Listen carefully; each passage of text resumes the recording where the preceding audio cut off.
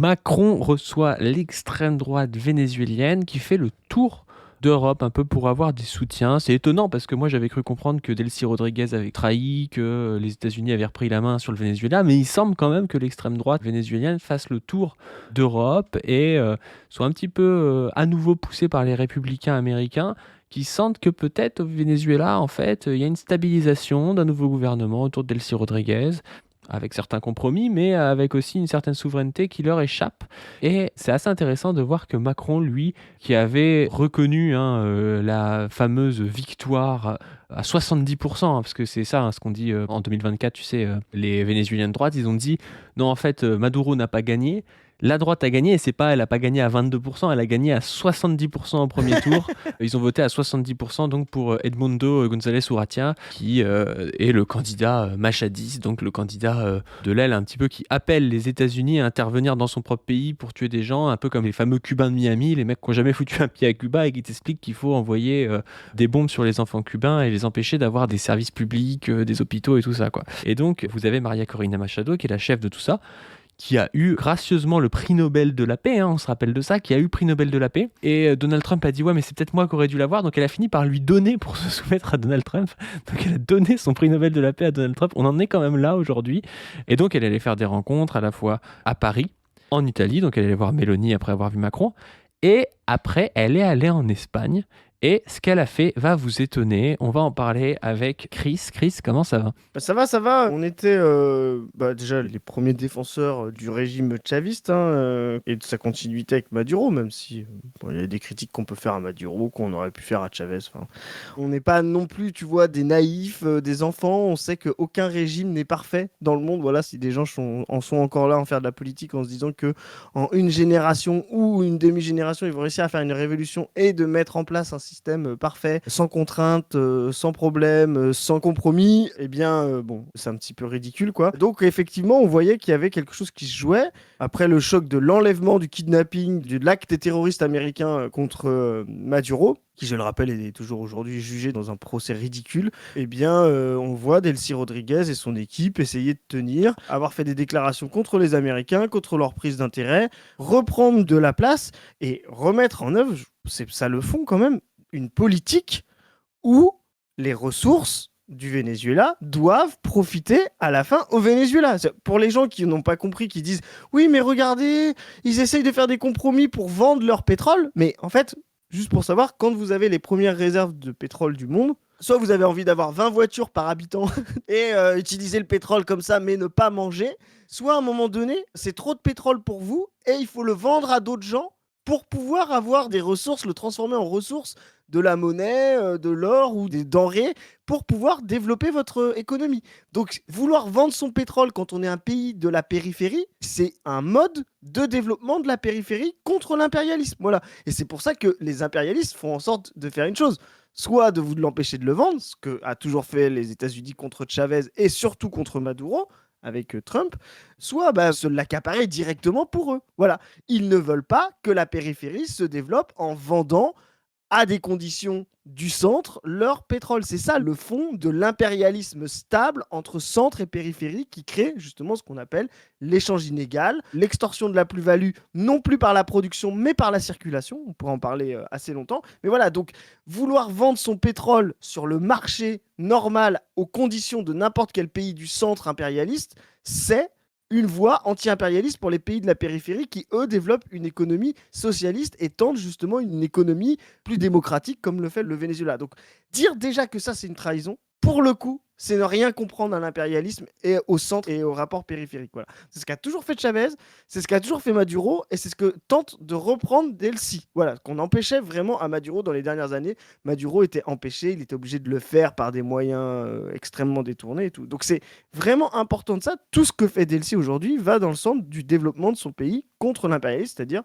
ses conditions de vendre son pétrole. Et donc ça, si ça pose problème à certains, et ben qu'ils ne disent pas que Delcy Rodriguez a trahi, qu'ils nous disent par définition que des régimes démocratiques, socialistes ou socialisants qui tentent de faire ça, ça leur pose problème. Qu'on soit très clair, mais c'est pas la peine d'inventer des trahisons ou des retournements. En fait, c'est tout le chavisme qui vous pose problème. Ça n'est pas spécialement Delcy Rodriguez parce qu'elle est dans une continuité totale et tous les faits tous les faits nous donnent raison depuis janvier. Et là, on va en voir quelques-uns parce que je pense que ça mérite d'être suivi et même d'être mis en avant. Ouais, de toute façon, déjà, faut un peu poser le truc. Les gens qui aujourd'hui disent que Delcy a trahi, c'est certains impérialistes, tu vois. Il y a une aile quand même des impérialistes qui disent que Delcy a trahi, mais aussi parce que ça profite au narratif de guerre psychologique contre le Venezuela, tu vois. C'est-à-dire que les plus gros zinzins pro-impérialistes vont se dire bah non, elle a pas trahi vraiment et ça fait chier, il faut mettre Maria Corina Machado, et les autres impérialistes disent elle a trahi, mais on va quand même mettre Maria Corina Machado à sa place, mais elle a quand même commencé à trahir, tu vois. C'est un peu ça les deux avis impérialistes.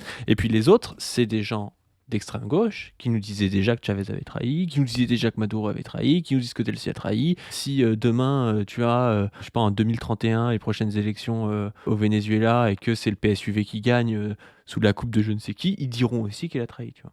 Et par contre, quand on prend les gens qui ont toujours été pro-Chavez, pro-PSUV, pro-Maduro, j'en connais pas aujourd'hui qui disent que Delcy a trahi. Pourquoi ? Pour les conséquences de ça.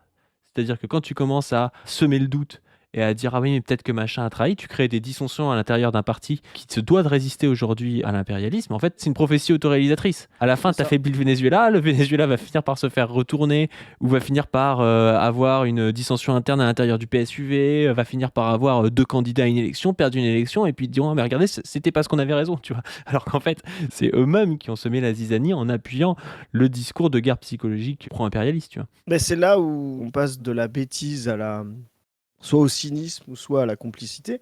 Parce qu'effectivement, au départ, on peut se poser la question. Moi, ce que je trouve toujours un peu surprenant, c'est les gens qui se dépêchent de rentrer dans un narratif qui sert à quelqu'un. À qui servait le narratif ? La CIA a repris le contrôle du Venezuela et Delcy Rodriguez est une traîtresse et a trahi dès le départ. À qui ça servait ? Bah, ouais, si. Voilà.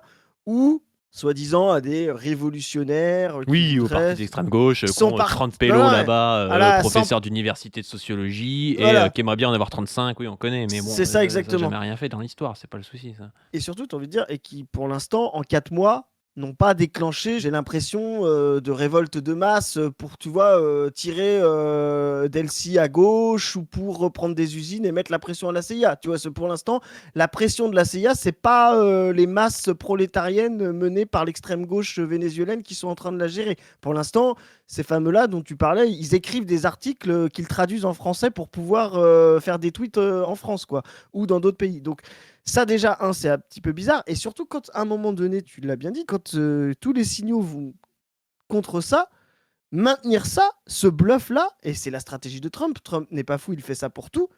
À la fin, comme tu dis, ça permet de désespérer les masses. Voilà, quand Trump fait ses bluffs sur l'Iran, parce qu'il ne fait pas que pour le Venezuela, etc., ça permet de désespérer des masses, ça permet... Oui, quand il dit qu'il va raser l'Iran et tout ça. Oui. Exactement, ça permet de mettre la pression sur d'autres autour de lui pour lui faire confiance et se mettre dans la main en faisant croire qu'il est le plus fort et qu'il a dominé, voilà.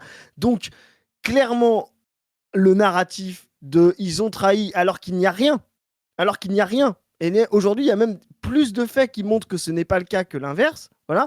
Maintenir ce narratif-là, c'est, que vous le vouliez ou non, une complicité de l'impérialisme, c'est-à-dire le fait de mettre sous pression des régimes qui essayent de se développer à la périphérie contre les règles du centre impérialiste, c'est-à-dire d'une manière beaucoup plus égalitaire, et c'est de désespérer les masses qui croyaient là-bas dans ça, et justement de les rendre cyniques en disant, bah de toute façon, il n'y a plus de possibilités, on va faire chacun de notre côté, bah peut-être que finalement, la droite libérale, ce sera pas plus mal, parce que moi, je pourrais gérer ma petite boutique, etc. Vraiment, c'est une catastrophe absolue. C'est un discours complice de l'impérialisme de A à Z, de tenir ce discours sans fait, sans aucune vérification, juste avec des intuitions et des relais locaux qui sont au mieux idiots, au pire complices, quoi. Mais tu sais qu'il y a le même discours qui est en train de se développer avec le Cuba, hein. Le discours de dire Diaz-Canel ne tient rien, il y a des négociations entre le petit-fils de Raúl Castro et Trump. Enfin, tu sais, c'est des trucs basés sur un article du Washington Post ou je sais pas quel outil de la CIA, tu vois, pour essayer de créer de la dissension à l'intérieur de Cuba. C'est-à-dire de dire en fait, il y a deux ailes, ils sont pas d'accord, et puis en fait, lui c'est un pantin. Enfin, tu vois, c'est des trucs dont on a absolument pas besoin et qui profite à qui profite in fine à la CIA. Et c'est pour ça que les journaux de l'impérialisme produisent ça, tu vois. Et je trouve ça fou que des gens tombent là-dedans, quoi. Donc pour vous montrer le vrai visage de cette bourgeoisie comprador d'extrême droite vénézuélienne, donc des gens qui ont appelé les États-Unis à intervenir dans leur propre pays, comme Maria Corina Machado, elle a été reçue donc par Emmanuel Macron. Donc il met j'ai reçu Maria Corina Machado, prix Nobel de la paix. Ensemble, nous avons évoqué son engagement pour la liberté et l'importance de parvenir au Venezuela à une transition pacifique, démocratique et respectueuse de la volonté du peuple. Démocratique, hein. Le peuple a voté sur les 14 dernières élections, il a voté 13 fois pour le chavisme. Je vois pas pourquoi ce serait démocratique d'aller bombarder le pays et de kidnapper leur président pour essayer d'imposer cette meuf. Tu vois, je vois pas ce qui est démocratique là-dedans. Là, c'est clair. Et donc, du coup, Macron fait ça. Elle passe aussi chez Meloni. Par rapport au prix Nobel de la paix, d'ailleurs, je vous invite à aller regarder la super vidéo de Lex Empiri qui a fait une vidéo sur les différents prix Nobel de la paix qui montre que c'est un scam, mais depuis 50 ans en fait. Ça fait 50 ans que on te met des criminels de guerre en tant que prix Nobel de la paix. Il y a eu quelques prix Nobel de la paix qui sont à peu près corrects, mais majoritairement, c'est un outil de l'impérialisme aussi, ça. Et c'est clairement un outil de l'impérialisme de A à Z. Je sais pas, le dernier prix Nobel de la paix correct, c'est peut-être Yasser Arafat. Il n'y a pas eu Kissinger qui l'a eu? Si, je crois Kissinger l'a eu, je crois. Ça me dit un truc, quoi. En tout cas, même si c'est des gens, je me demande si Mandela l'a pas eu aussi, tu vois. Même si c'est des gens qui ont un parcours, on va dire, presque de gauche ou démocratique, tu vois, pas du c'est toujours dans la période où ils sont plus consensuels pour le coup, tu vois. C'est jamais, Oui. c'est pas Mandela en prison en Afrique du Sud pendant l'apartheid qui reçoit le prix Nobel de la paix, tu vois. C'est presque, quand vous l'avez reçu, vous savez que vous avez quand même vachement adouci le truc. Peut-être que quand Delcy Rodriguez aura reçu le prix Nobel de la paix, là, pas dû, on pourra commencer à se dire à la On se trahie, tu posera vois. des questions, ouais. Et donc, du coup, je vous ai réservé le meilleur pour la fin. Elle passe en Espagne. En Espagne, tu as un président qui s'appelle Pedro Sánchez, qui s'est opposé à Trump, qui s'est opposé à la guerre à Cuba, au Venezuela, en Iran, qui est un président en plus historiquement lié à l'Amérique latine, alors historiquement lié aussi aux réseaux néocoloniaux en Amérique latine, hein, l'Espagne, et qui soutient aujourd'hui les présidents progressistes d'Amérique latine, sauf le Venezuela, qui ne soutenait pas tant que ça sous Maduro. Donc il soutient des gens comme Claudia Sheinbaum, comme Lula. Bon, Lula, on pourra vous dire ce qu'on en pense, c'est quand même de pire en pire, mais voilà, qui est contre l'intervention à Cuba et tout ça. Comme Gustavo Petro aussi, voilà. Ouais, en Gustavo Colombie. Petro aussi. Bref, Sanchez propose à Maria Corina Machado un entretien qu'elle refuse. Elle préfère aller voir l'extrême droite et puis ils organisent une petite mobilisation avec la droite et l'extrême droite espagnole où ils font venir les fameux Vénézuéliens de l'étranger parce qu'il y a beaucoup de Vénézuéliens qui ont quitté le Venezuela sous Maduro et qui sont partis en Espagne. On va vous montrer ce que crie cette manifestation et ce qu'ils font crier à cette manifestation. D'après vous, c'est quoi? C'est la liberté, la démocratie, des choses comme ça? Non, c'est dehors la singe.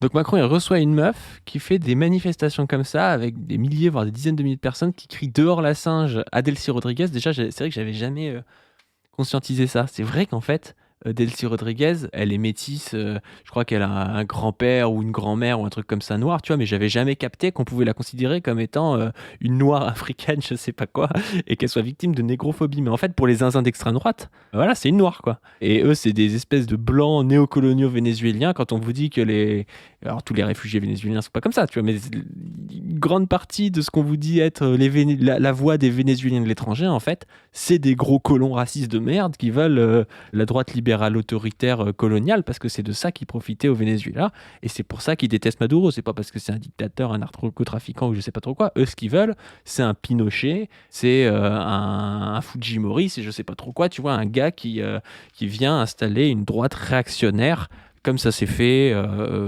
partout en Amérique du Sud quand c'était les socialistes qui étaient au pouvoir. Il y a toujours eu une volonté des États-Unis et des colons là-bas, et des descendants de colons, de remettre une droite raciste au pouvoir, quoi. Ouais, bah, c'est intéressant parce que je sais pas si elle a des ancêtres noirs. Non, mais j'en sais rien, mais ça se trouve, même j'ai lu ça vite amérindien. fait, Même amérindien, Non, mais tu vois, je comprends même pas, tu vois, enfin. Non, mais là où on peut comprendre, c'est que c'est très intéressant, ça se passe en Espagne. Je l'ai lu quelque part, moi, qu'elle avait un ancêtre noir, mais presque des conneries, hein. Non, mais tu vois, en plus, c'est des gens, enfin, tu vois, c'est des pays extrêmement métissés. Et il y a vraiment le fond du fond. Là, ça remonte à très longtemps. Tu sais ce que c'est la limpieza del sangre, la pureté du sang, comme ils disaient les Portugais, qui a été l'institution du racisme profond et de la hiérarchie raciale profonde en Amérique du Sud après la colonisation. Tu sais, c'était de classer par type de métissage que tu pouvais avoir. La pureté, c'était d'être né en Espagne, d'être blanc et né en Espagne. Puis après, tu avais blanc, né en Amérique du Sud. Tu vois, c'était déjà une infériorité. Puis après, tu avais blanc, métis avec des Amérindiens. Puis après, tu avais blanc, métis avec des Noirs. Enfin, tu vois.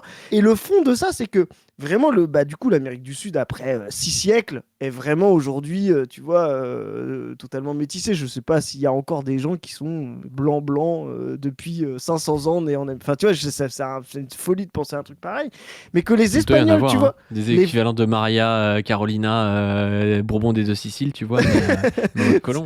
Ouais, ou alors des gens qui sont arrivés dans les années 40, là, tu vois, vers 44, 45, mais bon, pour d'autres raisons historiques. Mais donc, tu vois, le fait qu'en Espagne, ça lui rappelle sa non-pureté de sang, là, on est vraiment dans le racial du racial du racial, quoi. Tu vois, c'est vraiment, on est vraiment dans le, on est même plus, je te dis, quand on parle, nous, de pacte raciste, qui est un débouché politique. Là, on est dans l'autre univers, on est dans le contrat racial, le fond de l'organisation sociale que veulent ces gens-là. Et ça met en écho, tu vois, le fait que Macron reçoive cette cinglée. Alors, il y a deux possibilités. Soit, effectivement, Macron est, on va dire, à droite de Trump sur l'impérialisme. Tu vois, vraiment, voilà. Donc ça, c'est possible. Moi, je pense que c'est pire que ça. Enfin, je ne sais pas si vous avez trouvé ça pire ou pas. Je pense que c'est un crétin politiquement, Macron, mais ça, je le pense depuis longtemps. Et encore plus géopolitiquement. Je pense vraiment que c'est un idiot. Et là, il est coincé comme il y a 10 ou 15 ans, tu vois. Il ne comprend pas les métamorphoses de l'impérialisme, il ne comprend pas les métamorphoses du capitalisme qui font que un Sanchez, justement, va vers l'Amérique du Sud, que l'Amérique du Sud se détache des États-Unis, que les États-Unis essayent de la rattraper coûte que coûte et tout. Il ne comprend pas tous ces mouvements-là, et lui, il a l'impression que on est comme il y a 10 ans et qu'en fait, il faut soutenir des libéraux en Amérique du Sud et que c'est comme ça qu'on va régler les problèmes. C'est un peu, tu sais, la politique qu'avait relancé Sarkozy à l'époque, tu vois, en revenant très otanesque, très pro-américain atlantiste, la démocratie partout, machin, parce que c'est ce qu'il raconte dans ses tweets. Je crois qu'il ne comprend pas que le monde a changé, tu vois, il n'a pas vu Sanchez, il ne voit pas ce qui se passe dans les pays du Sud, la Colombie qui passe sous Petro, ce qui se passe au Mexique. Sheinbaum, c'est hyper impressionnant. Enfin, tu vois, on pourrait mettre la façon dont Sheinbaum, tu sais, a pris son investiture. Là, je sais pas si tu avais vu ce mouvement là où elle dit Viva Mexico, viva. Ça a un nom, ça, je sais plus comment ça s'appelle. Bah, bref, en tout cas, il y a toute une dynamique que Trump, Rubio essaye de récupérer par la force, mais qui est en train vraiment de se submerger. Je prendrais un exemple qui paraît rien du tout, mais tu vois, même le Super Bowl avec Bad Bunny, tu vois, qui justement met dans l'Amérique, au cœur de l'Amérique même, c'est le Super Bowl, vraiment le truc qui est le fondement même de l'Amérique, cette volonté de l'Amérique du Sud et des Amériques d'être égalitaires, enfin vraiment. Et lui, il arrive avec 10 ans de retard, il reçoit Machado en disant bah, c'est le prix Nobel, elle est sympa. Enfin, vraiment, je pense que, tu vois, c'est. On pourrait. Moi, je suis le premier en plus paranoïaque à essayer de voir quelle combine il joue, mais en fait, à la fin, tu es obligé de comprendre que de toute façon, il y a très peu d'intérêt français là-bas, tu vois. C'est pas comme si c'était l'Afrique, tu vois, ou si c'était d'autres pays où la France est plus implantée. On pourrait se dire, il joue quelque chose. Non, je pense vraiment que là, c'est de la crétinerie et qu'il ne comprend rien du tout à l'état du monde géopolitique et qui fait des trucs qu'il aurait fait il y a 10 ans. Il y a 10 ans, ce serait passé. Ça aurait été sous le tutorat Obama, démocrate, tu sais, un peu, voilà. Et puis ça marchait. Là, maintenant, c'est vraiment débile de A à Z. Et on voit que bah, l'intelligence géopolitique et de l'état du monde est sous Sanchez et pas sous Macron, quoi. Ouais, mais là où il est con en plus, c'est que aujourd'hui, le Trumpisme et surtout, et encore plus, on va dire, ses relais en Amérique du Sud et en Amérique centrale, je pense à Javier Milei, à Nayib Bukele au Salvador, en fait, ils sont en train de se planter. Et tout le monde le Oui. voit, tu vois. Le Salvador est dans une spirale. Ils sont en train d'accepter la prison à perpétuité à partir de 12 ans. Ils sont en train d'interdire des coupes de cheveux. Alors des coupes de cheveux des indigènes en disant que c'est pas des coupes de cheveux qu'on doit avoir quand il y a de la discipline à l'école, des choses comme ça. Enfin, ils sont dans une espèce de spirale, on voit autoritaire, mais qui n'a aucun sens en réalité, tu vois. Et Javier Milei, il est totalement sous domination américaine, il est obligé de vendre des ports aux États-Unis, il est maintenu en vie grâce à des prêts américains. Il y a quand même 30% d'inflation dans le pays, les gens se mettent, je sais pas si tu as vu ces trucs-là, se mettent à manger de l'âne. C'est quand même le pays du bœuf, hein. Le bœuf argentin est quand même très connu. Et là, ils sont en train d'essayer de bouffer de l'âne parce qu'il n'y a rien à bouffer dans le pays. Regarde, ça c'est une vidéo trop bien. Où ils ont Ils ont envoyé une journaliste et tout en mode vous inquiétez pas, on peut manger. Dale, dale. ¿Quieren que Sí, probemos? es grande, y el Ah, burro es grande, sí. el aroma ya me Sí, conquista. y cuidado, ¿eh? Sí, El mundo Pégale, hoy bueno. será una Sí. porquería, ya lo sé. sí, bien, bueno. 500. Es un buen trozo ese de burro. Dije que es grande. Sí, sí, bueno, bueno. La verdad, que si me invitan a comer un asado, Ça a pas l'air bon, ça a l'air sec et tout. Et la meuf, elle est en mode non, mais t'inquiète, c'est très bon et tout. Et du coup, les mecs, Franchement- ils en sont réduits là. Enfin, il y a une vidéo qui est trop bien aussi que je voulais te montrer. C'est cette meuf là. On va pas la regarder parce que c'est en espagnol, c'est pas sous-titré, mais en gros, c'est une meuf qui dit j'ai voté pour Milei, maintenant je ne peux plus payer un loyer nulle part, je vais probablement émigrer, mais je ne voterai jamais pour la gauche. Et les gens Ouais. ils disent, et c'est ces gens-là dans 10 ans, on dira ouais, c'est les Argentins de l'étranger, tu sais, alors que c'est des mais c'est espèces de zinzins pro-capitalistes, autoritaires blancs qui font de la merde, qui détruisent leur pays, après qu'on eux la chance d'émigrer, et c'est pas les communautés indigènes de Patagonie, tu vois, même si bon, les communautés indigènes de Patagonie aujourd'hui, elles sont vachement détruites par les exploitations agricoles et tout ça, tu vois, mais c'est pas elles qui auront la chance de pouvoir émigrer, tu vois. Non, mais c'est une folie. De toute façon, toute l'arnaque Milei, c'est vraiment effectivement de relancer de la croissance par de la fausse valeur, c'est-à-dire de la spéculation faite sur des loyers qui sont libérés, des salaires qui sont réduits et tout. Fabriquer de la fausse valeur, de la plus-value bidon sous stéroïde du dollar américain. Et en plus, ça ne marche pas. Il n'y a que 2-3% de croissance là-bas. Et cette croissance se fait par la vampirisation à très très court terme des masses, quoi. Donc ça va à la catastrophe absolue. Vraiment, je dis, ce qui va se passer, c'est que Milei, les Argentins sont assez sympas. Bon, ils sont assez de droite aussi historiquement. Pas pour rien que là-bas, tout le monde immigrait quand ça se passait mal dans les années 40. Mais vraiment, ce qui pend au nez de Milei, c'est de finir les pieds en l'air comme certains. Hein, parce que à un moment donné, les masses vont peut-être se révolter. C'est vraiment intenable la violence qui est en train de se répandre sur l'Argentine, quoi. Enfin, c'est une folie. Et comme tu dis, quand on vient à utiliser pour dire ouais, manger du LAN et demain manger du chat, tu vois, Mais non, mais t'imagines des pays socialistes feraient ça, tout le monde dirait voilà, c'est le c'est socialisme ça. et tout. Là, c'est des ultra-capitalistes qui te disent d'un côté, on interdit des coupes de cheveux, tu vois, les trucs qu'il y avait sur des fake news en Corée du Nord, tu vois. Je Ouais. crois pas que c'était vrai, tu vois. C'était des trucs qui sortaient en France, voilà, ils ont le droit qu'il y ait une coupe de cheveux, je sais pas quoi, tu vois. Prison à perpétuité à partir de 12 ans. On mange de l'âne, bientôt ils mangeront du chat et ils diront ouais mais c'est super et tout, et Macron continuera à les recevoir en disant c'est la vraie démocratie, c'est la liberté et la prospérité, tu vois, enfin c'est vraiment le monde à l'envers. On parlait de néolibéralisme, on parle souvent de néolibéralisme, on est encore dans ces phases-là en crise en Occident. Pour le coup, tu vois, là, c'est vraiment le monde qu'on va promettre à la périphérie, voire même demain dans le centre, pas total, mais peut-être extérieur. Ce sera plus le néolibéralisme, c'est vraiment l'ultralibéralisme, tu vois.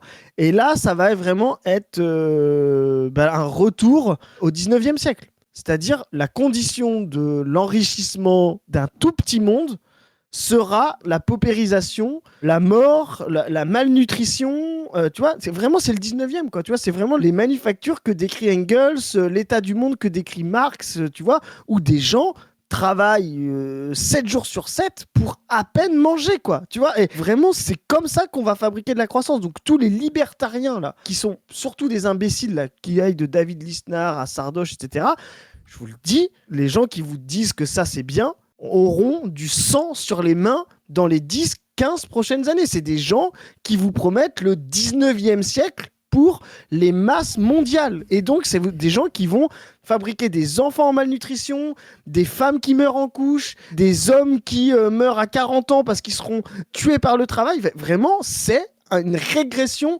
sociale, humaine et du progrès. C'est honteux de A à Z de promouvoir ce genre de politique. C'est vraiment se salir les mains de sang des masses. Voilà, c'est vraiment très très grave, quoi. Ouais. On va revenir du côté du Venezuela parce que il y a eu pas mal de choses, il y a eu des remaniements ministériels. Alors on l'avait dit déjà, chaque fois qu'en fait il y a un ministre qui est démis de ses fonctions, c'est assez étonnant parce que les gens qui nous disaient il y a une autocratie, les ministres ne changent pas, je sais pas quoi, nous disent bah c'est la preuve là qu'il y a trahison. Donc il y avait trahison du peuple parce que les ministres ne changeaient pas. Et quand les ministres changent, il y a aussi trahison du peuple parce que le ministre qui est là depuis longtemps a changé. Moi, j'ai beaucoup vu ça du côté de l'extrême gauche, c'est-à-dire que Padrino Lopez, qui détestait, tu vois, qui était là depuis un bail, qui était chef des armées et tout ça, il le critiquait du temps où il était chef des armées en disant voilà, ça, c'est quand même pas très démocratique, alors que la classe ouvrière a deux doigts de prendre le pouvoir, Padrino Lopez les en empêche, tu vois. Et aujourd'hui, Delcy Rodriguez change Padrino Lopez en le mettant ministre de l'Agriculture. L'agriculture qui est quelque chose d'important pour les Vénézuéliens parce que c'est un peuple qui à tout moment est sous embargo, à tout moment a eu des problèmes de quasi-famine. C'est pour ça qu'il y a eu énormément aussi d'émigration. Il y a eu toute une politique d'agroforesterie. On vous l'a présenté, notamment allez voir l'entretien avec Thierry Deron sur On ne veut plus avec la mise en place de communes qui tournent en général sur de la production agricole qui permet à la fois de nourrir la population et qui permet aussi de relancer les secteurs productifs. Voilà, donc c'est quelque chose qui est quand même assez important. Et à la place de Padrino Lopez, donc l'ancien chef des armées, Delcy Rodriguez a mis l'ancien chef en gros des renseignements généraux, quoi. C'est Gustavo González López qui est devenu ministre de la Défense. Il est aussi sanctionné par Washington depuis même avant Padrino Lopez, depuis 2014. Padrino Lopez, je crois que c'était depuis 2016 ou 2018, tu vois. Donc c'est quand même étonnant pour quelqu'un qui veut trahir de mettre un chaviste qui lui aussi en fait est sanctionné et qui est chef des renseignements, ce qui est quand même assez lié. Les renseignements, l'armée, c'est pas non plus des choses qui sont très très très différentes. Mais il semblerait que pour certains, en fait, la preuve même du changement de ministre qu'ils appelaient de leur vœu avant et la preuve de la trahison. Je vous dis ça parce que c'est important parce que en fait, on est toujours un peu obligé d'essayer de débunk ces choses-là parce que ça crée de la guerre psychologique et parce que les gens savent pas répondre. Après, on te dit, mais regarde, Delcy Rodriguez, elle a trahi, elle a changé un ministre pour le mettre ministre de l'Agriculture, tu vois. En réalité, elle a changé un chaviste pour le mettre à une autre place, elle l'a remplacé par un chaviste lui aussi sanctionné qui était chef des renseignements généraux, quoi. Et tu savais que Macron a trahi sa politique quand il avait Elisabeth Borne en Premier ministre. Et du coup, il a changé de politique parce qu'il l'a mis à l'éducation nationale après. Tu vois, et c'est vraiment une trahison de sa politique quand Macron. Tu vois, vraiment, mais le niveau des gens, quoi. C'est un remaniement. Effectivement, c'est peut-être aussi pour, comme tu l'as dit, jouer le jeu de OK, je change. En plus, oui, bien sûr, il faut aussi qu'elle montre un peu patte blanche en disant regardez, j'ai changé ce gars. Tu vois. Ce qui est intéressant, c'est justement en plus, si en France, Macron, tiens, prenons l'exemple français. En plus, elle l'a fait à quelques mois d'intervalle. Quand tu fais un remaniement, tu sais que tu fais semblant de faire une politique. Demain, le cornu change et passe de Premier ministre au lendemain à ministre des Finances. Bon, tu te dis, oui, c'est bonnet blanc, blanc bonnet. Là, tu as vu ce qu'elle a fait ? Elle a fait un truc, elle l'a sorti, et puis quelques semaines après, elle le remet. Tu vois ? Et ben ça, Qu'est-ce qu'on dirait en France si on faisait ça ? C'est-à-dire si là, Bayrou, par exemple, était sorti et était revenu ministre d'État de l'Intérieur quelques semaines après. Ben, on dirait, en fait, Macron, il a fait semblant d'écouter les gens. Il se fout de notre gueule, ouais. Il se fout de notre gueule, tu vois. Il a fait semblant, il le fait revenir. Et ben, pour Rodriguez, on fait pas la même analyse, quoi, tu vois. Mais là, tu te dis, mais vous êtes malhonnête, quoi, tu vois. Ah non, elle l'a mis qu'à l'agriculture. Ben putain, mais en fait, il fallait l'enfermer dans une geôle et l'envoyer en prison à Brooklyn avec Maduro, tu sais. Vraiment, c'est comme si c'était identique, mais vraiment. Et là, tu te dis, prendre autant d'énergie. Mais c'est-à-dire que, surtout que, soit vous le savez vraiment, les gens qui font ça, et on sait très bien de qui on parle, soit vous le savez vraiment, et donnez-nous vos informations claires, parce que nous, on dispose des mêmes informations, voilà. Soit vous savez rien, et donc vous disposez des mêmes informations, et donc il y a deux possibilités de les analyser. Comme on l'a dit, soit elle essaye de tenir quelque chose, et ça va plutôt dans le sens de tenir le régime chaviste, soit elle trahit. Pourquoi vous choisissez le fait qu'elle trahit, c'est-à-dire l'argumentaire de Trump du bluff depuis le début ? Pourquoi vous faites ce choix-là ? À quoi il sert ? À qui il sert ? Bah, il n'a pas l'air de servir aux masses, parce qu'elles ne sont pas du tout en révolution. Voilà. Il a plutôt l'air de servir les intérêts américains et la désespérance des masses, et au-delà de ça, répondez-en, voilà. Mais tu sais, ce truc, c'est en gros l'équivalent de Macron, qui avait, je sais pas, Darmanin, ministre de l'Intérieur, qui le passerait ministre, je sais pas, de l'Éducation nationale, et qui mettrait Laurent Nunez, ministre de l'Intérieur, tu vois. En gros, c'est à peu près ça, tu sais. Et là, on te dit, il a trahi. Genre, tu comprends pas trop pourquoi. Je dis, en plus, c'est vraiment les premiers à dire ah mais voyez c'est bonnet blanc blanc bonnet on nous l'a fait à l'envers si c'était Ah, bien sûr. voilà tu vois donc c'est Et d'ailleurs, vraiment- c'est ce que disent de plus en plus les républicains américains. Bah attends, j'ai des tweets par rapport à ça, j'ai trouvé ça super intéressant. Là, t'as une congressiste américaine qui dit, donc c'est Maria Elvira Salazar. C'est bizarre parce que c'est toujours, bon déjà elle s'appelle Salazar, hein, comme Salazar voilà, comme le dictateur portugais. C'est toujours des espèces de latinos traites de fou, tu sais. La congressiste américaine Maria Elvira Salazar était claire et directe et sans détour sur la crise du Venezuela.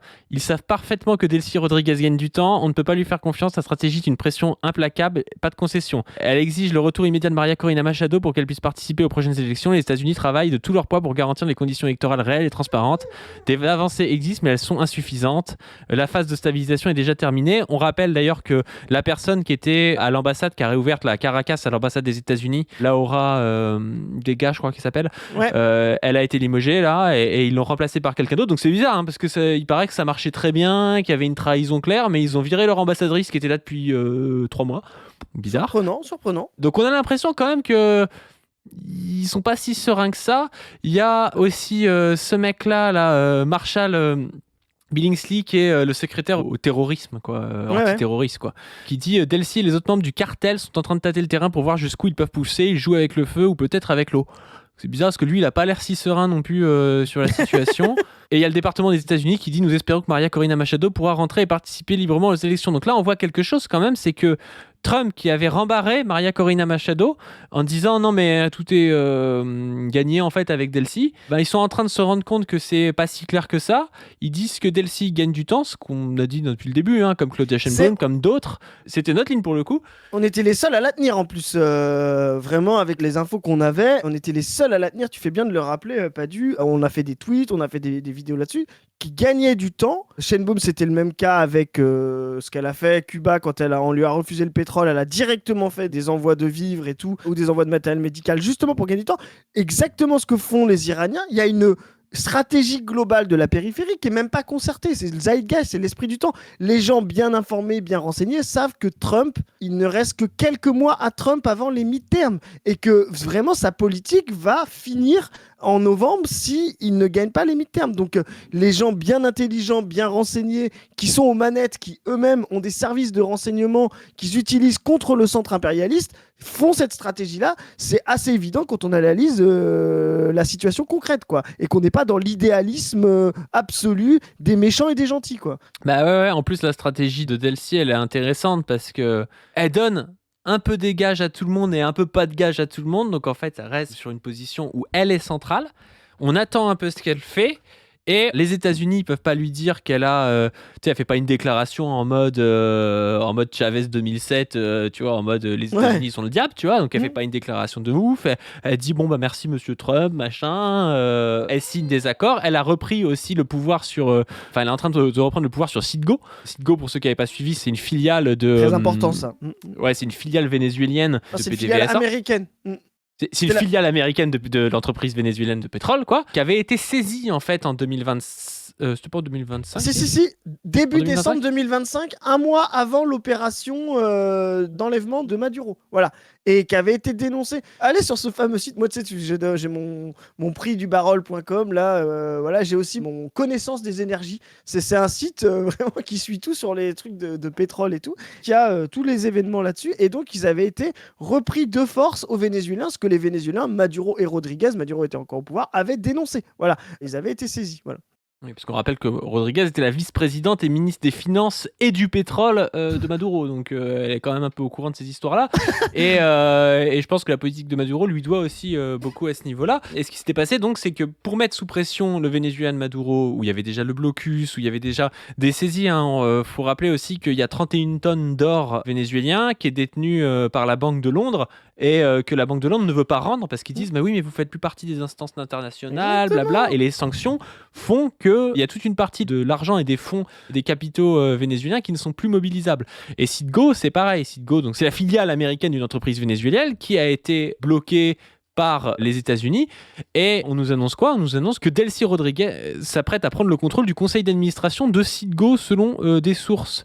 Ça, c'est Selon marrant parce que c'est Reuters. sur zonebourse.com, c'est traduit par zonebourse.com, et c'est un truc de Reuters. Donc des fois, il faut s'informer sur des trucs un peu Ah, mais tout le temps. d'actionnariat pour essayer de comprendre ce qui se passe. Et ça, c'est clé parce que Delcy Rodriguez, du coup, actuellement, elle est en train de voir que le FMI lâche des sanctions et veut bien retravailler avec le Venezuela. C'est pareil pour l'OFAC, l'Office américaine des sanctions, qui lâche aussi quelques sanctions. Alors c'est toujours un outil de pression parce que c'est une suspension des sanctions. Donc c'est pour lui dire aussi ça peut reprendre. Et c'est pour ça qu'elle est sur une position, elle, qui est très compliquée. Elle négocie un peu avec la gâchette sur la tempe quand même, tu vois. Il y a actuellement le fait que le FMI rentre dans le game, ça peut permettre aux Vénézuéliens de récupérer l'or à terme qu'il y a à Londres aussi. Donc ça, c'est important. Il y a 5 milliards de capitaux vénézuéliens qui pourraient être récupérés du FMI. Et il y a Citgo qui peut être récupéré. Et donc si Delcy Rodriguez, elle arrive à se placer d'une manière fine, moi je pense peut-être dans une politique un peu de type Denguis, tu vois.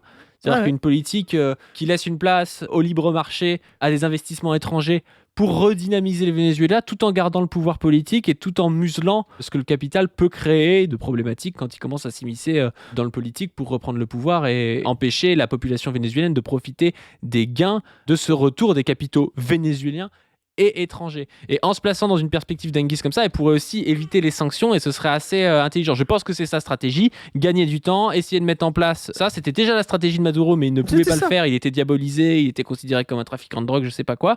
Et on en est là, quoi. Allez voir un entretien qui a été fait, je crois, le 31 décembre, là, 3 jours avant, avec Ignacio Ramonet et Maduro, justement, qui expliquait comment l'économie, malgré tout, vénézuélienne était en train de sortir de la dépendance du pétrole, en essayant coûte que coûte de vendre ce pétrole de manière détournée et tout, et que c'est justement ce développement économique, c'est ce qui gêne les États-Unis et l'impérialisme. Si vraiment c'était les depuis des années le pays avec le plus de croissance dans c'est ça, du si Sud. le Venezuela était en train de crever la dalle, et je vous le dis, si Rodriguez joue bien et que Trump s'affaiblit, et ce qui est le cas, et que l'impérialisme continue de s'affaiblir comme ça, dans 5 ans, le niveau de vie au Venezuela sera supérieur au niveau de vie en Argentine sous Milei. Hein. Et c'est ça qui rend fou le centre-impérialisme. Voilà, c'est de montrer que leur solution à eux ne fonctionne plus quand les solutions socialisantes ou socialistes fonctionnent. C'est vraiment la clé.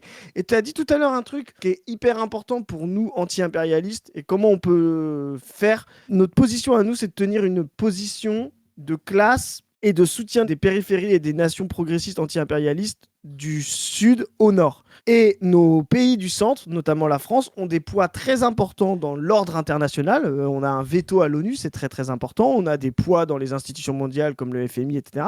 Une des mesures anti-impérialistes qui devrait être contenue dans un programme comme celui de la France insoumise, etc., c'est la levée de toutes les formes de sanctions, de coercition et d'empêchement du développement de la périphérie, c'est-à-dire d'empêchement que leurs ressources leur servent d'abord à eux-mêmes et à développer leur pays. C'est ce qui aujourd'hui maintient l'impérialisme, comme disait Samir Amin, comme un mode stable et non pas un mode dégénératif comme, là c'est l'écart avec Lénine, qui conduit à la guerre. Non, c'est les sanctions néolibérales à l'échelle globale, c'est-à-dire qui donnent des règles spécifiques pour le centre et des règles spécifiques pour la périphérie doivent être levées, et ça doit être au cœur de la proposition de gens qui se disent anti-impérialistes. Si Mélenchon demain est président, qu'il aille demander l'égalité des droits partout, pour tous les pays du monde, de l'exploitation des ressources et du profit de ces ressources pour leur population, quoi. Ouais. D'ailleurs, au passage, on fait actuellement une campagne qu'on a appelée le Printemps anti-impérialiste. Campagne à la fois d'affichage, comme d'habitude. Alors, si vous voulez des affiches, il faut nous contacter sur le mail, rejoindre le Telegram, on ne veut plus. Il faut avoir un groupe d'une 15aine de personnes avec une élection d'un binôme paritaire. Et vous venez demander des affiches que vous pouvez aller coller après avec votre groupe. Si vous avez déjà commandé des affiches, il suffit juste d'en recommander. Si vous avez déjà participé aux autres campagnes, comme la campagne sur le 10 septembre ou le Plus Jamais PS. Mais il va y avoir aussi des événements. Il y a aussi des vidéos qui sont produites et vont être produites pour la chaîne On ne veut plus, donc on vous invite à vous y abonner. Et il y a aussi une pétition qu'on vous invite à signer, qu'on a mis dans la description, qui est une pétition contre la guerre, qui va dans la campagne anti-guerre, qui est une pétition signée par nombreuses organisations. On avait reçu William Roger de l'URC, qui en avait parlé sur la chaîne On ne veut plus, et on avait participé déjà à la manifestation en novembre sur la campagne anti-guerre qui continue et qui est plus importante que jamais avec la guerre en Iran et la possible guerre à Cuba, parce qu'on parle d'une possible invasion de Cuba de plus en plus. Donc voilà, on vous invite à aller voir tout ça et on vous tient au courant. Il y aura des bangers assez importants et assez rapidement dans cette campagne. C'est ça. Et c'est un mouvement international, donc on va essayer de se connecter aussi avec tout ça. C'est vraiment très très important de porter ça, surtout sur les mois qui viennent, de manière globale. C'est aussi un moyen de mettre la pression aux États-Unis pour en finir avec Trump dans leurs élections à venir. C'est extrêmement important. Trump perd du terrain, perd son ascendant populaire. On fera peut-être une analyse plus poussée là-dessus. Mais beaucoup de gens qui avaient voté Trump en 2024 se rendent compte qu'en fait, c'est un président guerrier alors qu'il était anti-guerre. Il y a des gens qui commencent à demander le 25e amendement de son camp pour pouvoir le faire tomber.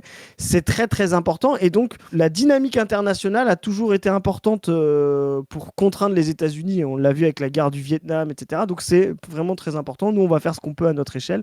Mais rejoignez-nous, poussez des choses. N'hésitez pas, on va faire le max, quoi. Et juste, je voudrais terminer avec un truc parce que je sais que tu aimes les libertariens et les cotes. Et on avait déjà parlé de Polymarket. Donc, alors on n'est pas sponsorisé par Polymarket. Le jeu d'argent comporte des risques d'addiction et on vous invite pas à aller sur Polymarket. Mais par contre, c'est marrant Polymarket parce que c'est un truc où les gens parient sur tout n'importe quoi. Et la cote de Nicolas Maduro de retour au pouvoir au Venezuela est à 54% actuellement d'ici la fin de l'année. Alors, bon, je pense que c'est faux, mais je pense que les libertariens ont très peur que Maduro revienne au pouvoir parce qu'ils voient très bien qu'en fait, le chaviste n'est pas tombé. Donc c'est marrant parce qu'en fait, là, ça dit pas vraiment grand-chose sur les chances réelles de Maduro de retour au pouvoir, mais ça dit des choses sur comment est-ce que les Américains les plus à droite voient actuellement les Venezuela. Ils ont très bien compris qu'en fait, le Venezuela tient. Ils ont mis 9% pour Maria Corina Machado et 33% pour Delcy Rodriguez. Donc en fait, ils ont compris que le chavisme avait tenu et ils ont même peur que le chavisme fasse revenir Maduro au pouvoir, quoi. Donc c'est assez intéressant, je trouve. Je sais pas comment c'est monté, parce que tu sais, Polymarket, t'achètes des actions, donc c'est vraiment un espèce d'achat-vente d'actions et tu peux faire. Moi, je pense que c'est juste la pensée ça reflète la pensée des libertariens, ce truc. Mais je suis d'accord, et ça se trouve, c'est même une alerte. Ça se trouve, c'est un fou furieux ultra libertarien qu'on a acheté plein. Tu sais, pour donner l'impression que Maduro monte trop et qu'il faudrait refaire une intervention contre Delcy Rodriguez, tu vois. Donc vraiment, il n'y a aucun signal pour montrer que Delcy a trahi, quoi. Enfin, vraiment, il n'y a rien qui va dans ce sens. Donc, il y a des gens qui doivent faire leur autocritique, là, et baisser les yeux, parce que ça fait 5 mois qu'ils désespèrent les masses, qu'ils désespèrent le monde, parce que c'était aussi très important dans les 20 dernières années ce qui se passait avec Chavez. Donc vraiment, certains devraient se regarder dans une glace, quoi. Ouais, bon, on va s'arrêter là-dessus. Sur ce, n'hésitez pas donc à rejoindre notre campagne anti-impérialiste et si vous voulez nous financer, à aller sur le Tipeee pour faire un don. Ça nous permet de faire tourner l'association et de payer le montage, le graphisme et tout ça. N'hésitez pas aussi à vous abonner à cette chaîne, à aller voir Les Voix de l'exploitation, qui est le nouveau podcast de Position Revue sur les plateformes de podcast, mais c'est aussi disponible sur YouTube. Et sur ce, on vous dit à plus. Salut les gens.